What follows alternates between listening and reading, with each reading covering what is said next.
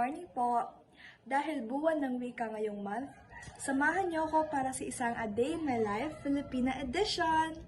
Pero bago yon, maliligo muna ako para matagtag yung mga oil sa mukha ko. Bago pala ako maligo, nagkakadol kami ng aso. In the Philippines, we have aspins. Sa ibang bansa, walang aspin kasi yung aspin, ang meaning ng aspin, asong Pinoy. Say hi to my vlog. Hi! Tara!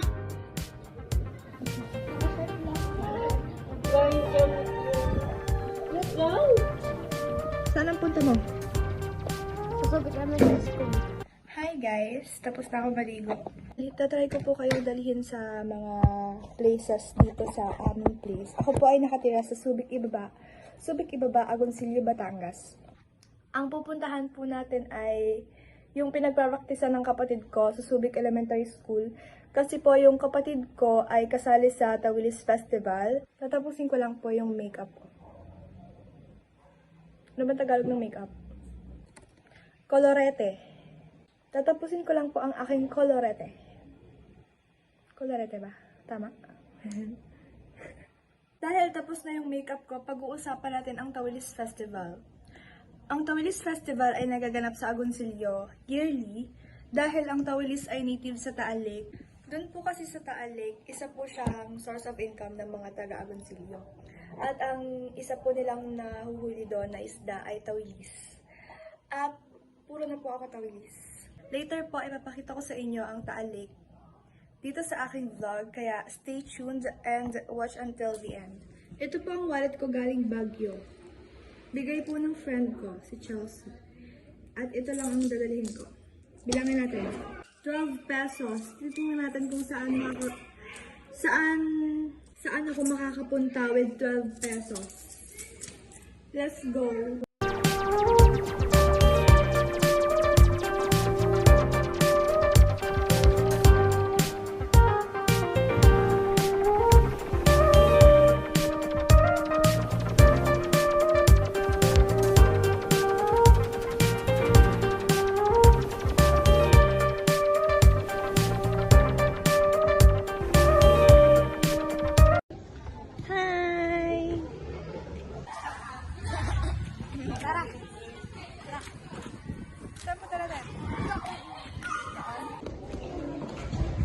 Start na guys.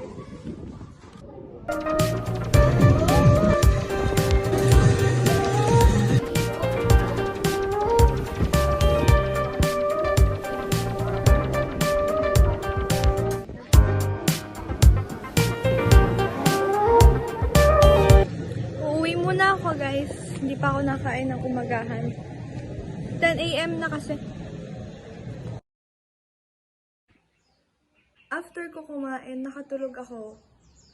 So, it's 1 PM at nandun pa rin yung kapatid ko. Nagpa-practice pa rin siya para sa Tawilis Festival. At pupuntahan natin siya.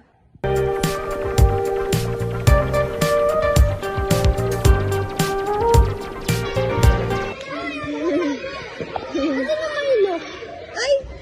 I forgot. Sorry.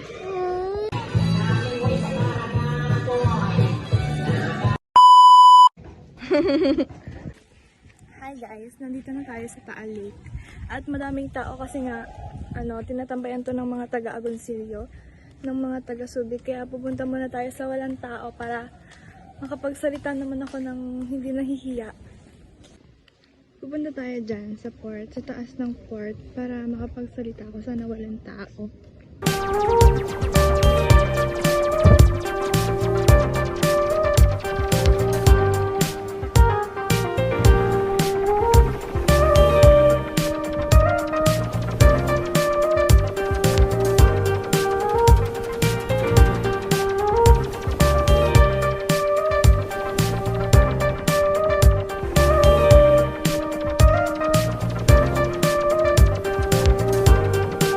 Nakikita nyo pong mga floaties doon ay mga tilapia farms na pinalalaki dito sa Taal Lake. Pero hindi po siya native dito. Ang native po talaga dito sa Taal Lake ay tawilis.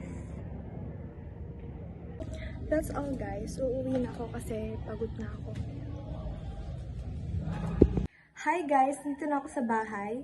At naipakita ko na rin po sa inyo ang ilan sa mga lugar dito sa aking hometown kung saan ako tumira at pinalaki. Kaya naman dito na nagtatapos ang ating vlog.